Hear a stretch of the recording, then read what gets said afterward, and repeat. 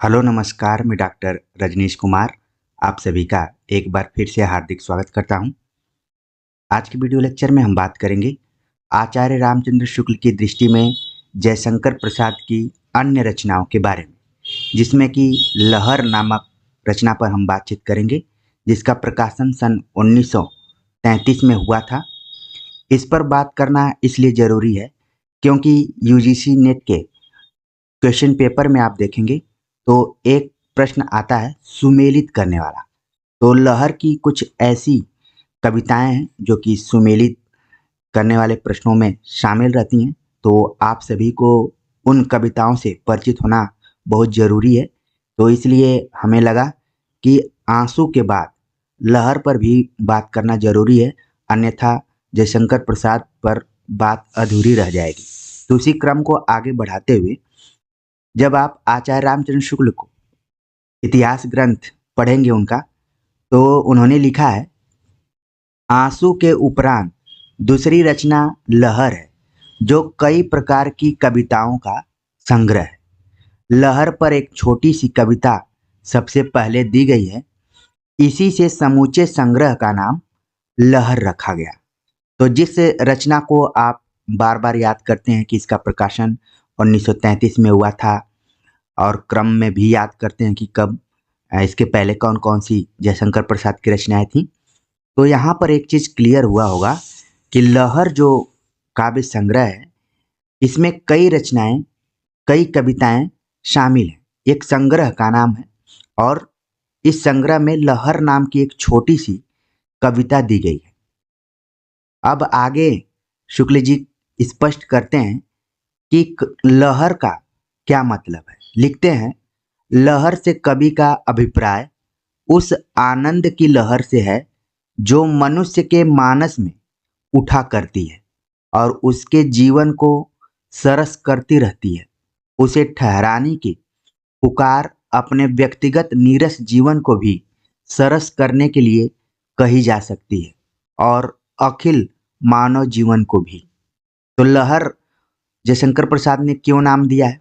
इसके पहले आप देख रहे हैं कि नाम उन्होंने आंसू दिया हुआ है।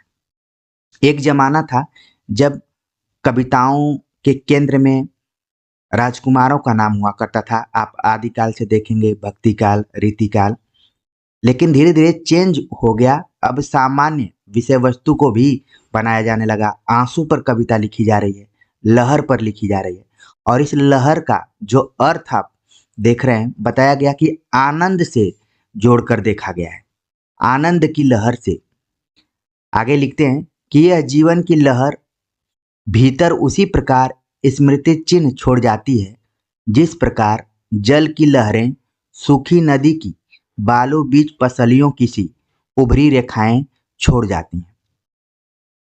और पंक्ति दी गई है, उठ उठ गिर गिर फिर आती, नर्तित पद चिन्ह बना जाती, सिकता की रेखाएं उभार भर जाती अपनी तरल सिहर। तो ये पंक्तियां लहर काव्य संग्रह से ली गई हैं। विशेष तौर पर आपको यही ध्यान में रखना है। और आगे बात करते हैं। शुक्ल जी लिखते हैं कि इसमें भी उस प्रियतम की आंख मिचौनी खेलना, दबे पांव आना, किरण उंगलियों से आंख मूंदना, प्रियतम की ओर अभिसार इत्यादि रहस्यवाद की सब सामग्री है। प्रियतम अज्ञात रहकर भी किस प्रकार प्रेम का आलंबन बना रहता है, यह भी दो एक जगह सूचित किया गया है। जैसे, तुम हो कौन और मैं क्या हूँ, इसमें क्या है धरा सुनो, मानस जलधि रहे चिर चुंबित, मेरे क्षितिज उदार बनो।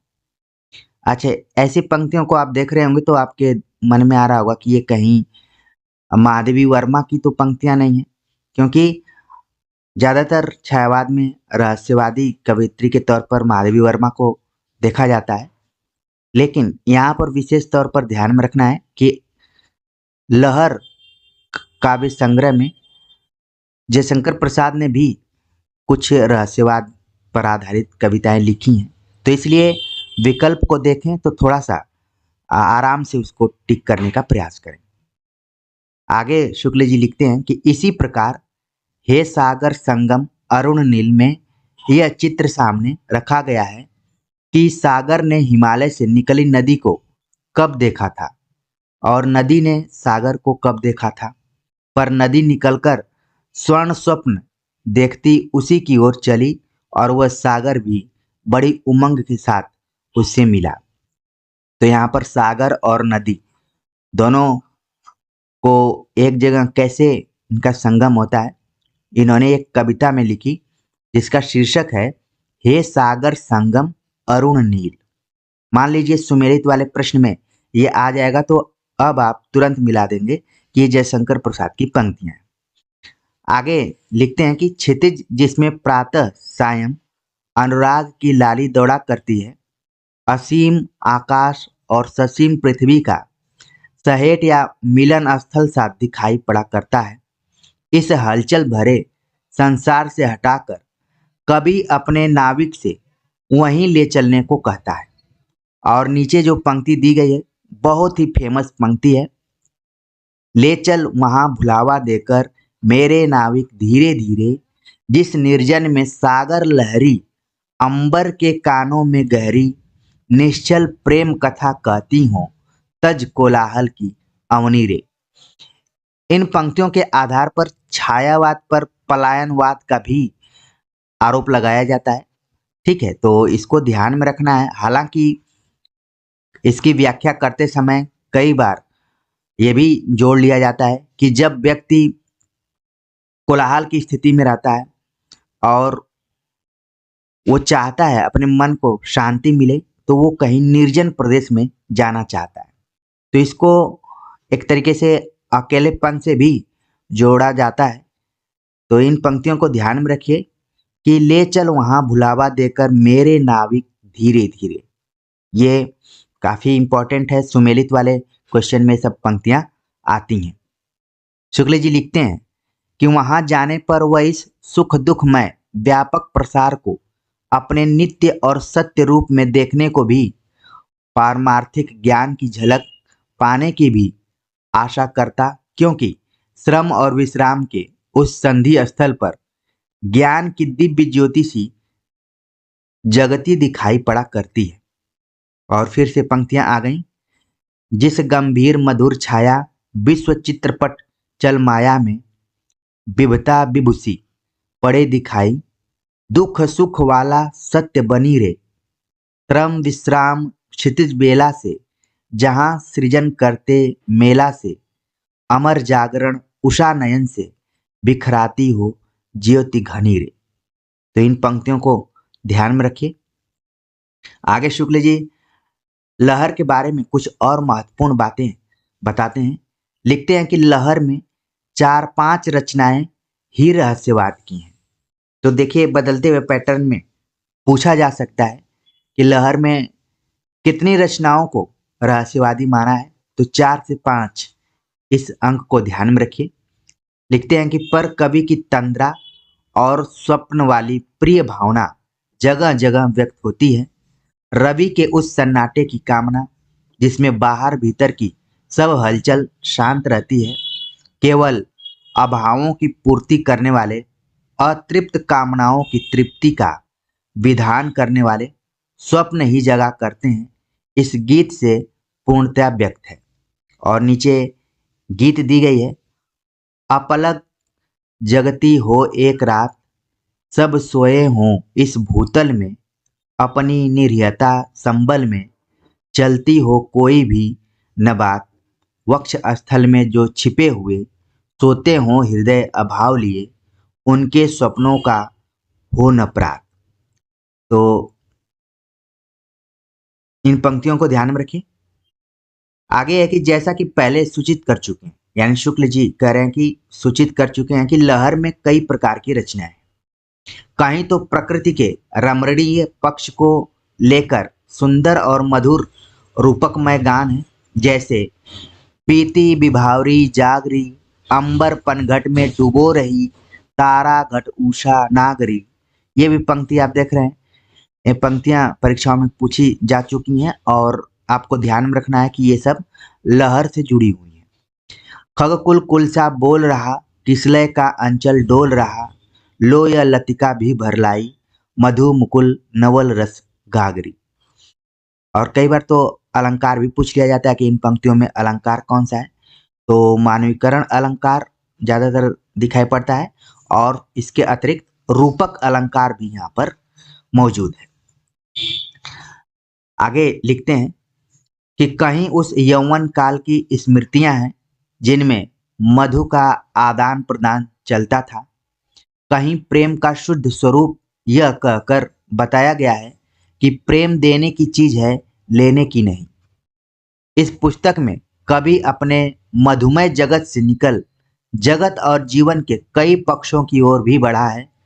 वह अपने भीतर इतना अपरिमित अनुराग समझता है कि अपने सानिध्य से वर्तमान जगत में उसके फैलने की आशा करता है। उषा का अनुराग जब फैल जाता है तभी ज्योति की किरण फूटती है। और आगे पंक्तियां हैं, मेरा अनुराग फैलने दो नभ के अभिनव कलरव में, जाकर सूनेपन के तम में बन किरण कभी आ जाना। कभी अपने प्रियतम से अब वह जीवन गीत सुनाने को कहता है जिसमें करुणा का नव अभिनंदन हो।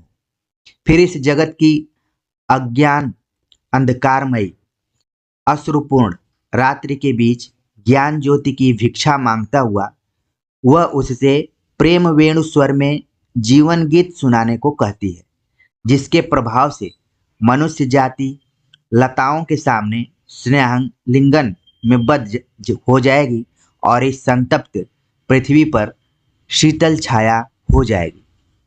और पंक्तियां हैं, जग की सजल कालिमा रजनी में मुख चंद्र दिखा जाओ, प्रेम वेणु की स्वर लहरी में जीवन गीत सुना जाओ, स्नेहालिंगन की लतिकाओं की झुरमुट छा जाने दो, जीवन धन इस जले जगत को वृंदावन बन जाने दो।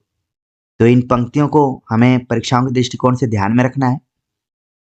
फिर से शुक्ल जी लिख रहे हैं कि जैसा कि पहले सूचित करा है, लहर में प्रसाद जी ने अपनी प्रगल्भ कल्पना के रंग में इतिहास के कुछ खंडों को भी देखा है।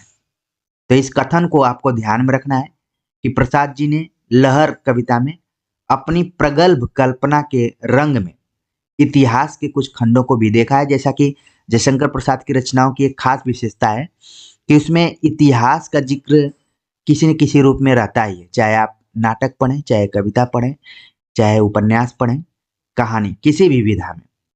तो यहाँ पर भी उसका प्रभाव दिखाई पड़ रहा है। और नीचे कुछ कविताएं दी गई हैं जो कि सुमेलित जैसे प्रश्नों के लिए काफी इंपॉर्टेंट है।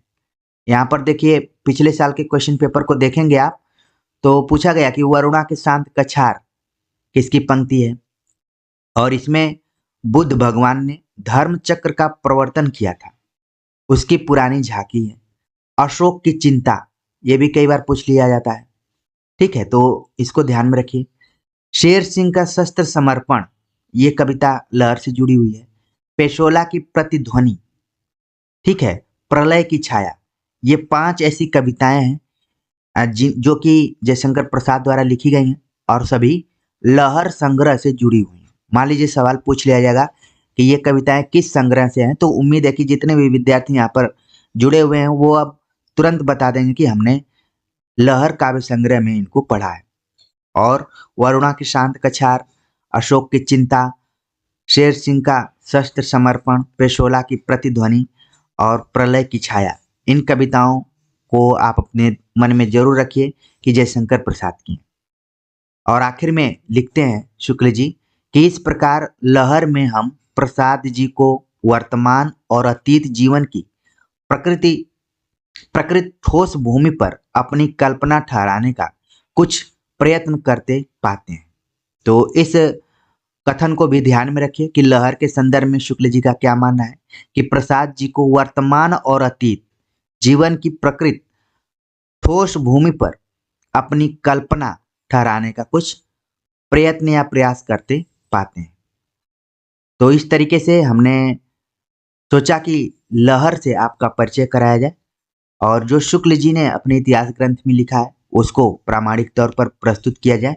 उम्मीद है कि ये प्रयास आप सभी को अच्छा लगा होगा और एक तरीके से रिवीजन हुआ होगा और जो भी विद्यार्थी शुक्ल जी को नहीं पढ़े होंगे उनके लिए ये सब नई जानकारी रही होगी और दोबारा जब वो किताब पढ़ेंगे तो बहुत तेजी से धड़ल्ले से चीज़ें समझ में आएंगी, क्योंकि जब एक बार गुरु या टीचर्स के माध्यम से कोई चीज़ बताई जाती है तो चीज़ें तुरंत दिमाग में बैठने लगती हैं। मैं चाहता तो शुक्ल जी की किताब का फोटोकॉपी या पीडीएफ बनाकर भी आप लोगों को पढ़ा सकता था, लेकिन उसमें अक्षर छोटे-छोटे होते हैं, स्पेस नहीं होते हैं, चीज़ें ठीक से समझ में नहीं आ पाती हैं, इसलिए मैं इसको टाइप करता हूँ, फिर पॉइंट वाइज बनाता हूँ, जिससे कि क्लियरिटी हो, आप लोग समझ पाएँ। और मेन है कि अभिव्यक्ति ज़रूरी नहीं है, संप्रेषण ज़रूरी है। अभिव्यक्ति तो करने के लिए बहुत लोग अभिव्यक्त कर देते हैं चीज़ों को, लेकिन जब तक बातें संप्रेषित नहीं होती हैं और समझ में नहीं आती हैं, तब तक मान कर चलिए कि आपका प्रयास सार्थक नहीं है। तो आप लोग कमेंट्स कीजिए कि जो भी चीज़ें हम बताने की कोशिश करते हैं, वो आप तक संप्रेषित होते हैं कि नहीं? क्योंकि मेरी कोशिश ये है कि प्याज की सतह की तरह सतह दर सतह चीज़ें आपके दिमाग में बैठती जाएँ और एक बार आपको लगे कि हमने जो भी यहाँ पर समय दिया है, वो हमें लाभान्वित किया है, हमने समय बर्बाद नहीं किया है। तो इन्हीं विश्वासों के साथ मिलते हैं एक नए टॉपिक के साथ, तब तक के लिए नमस्कार।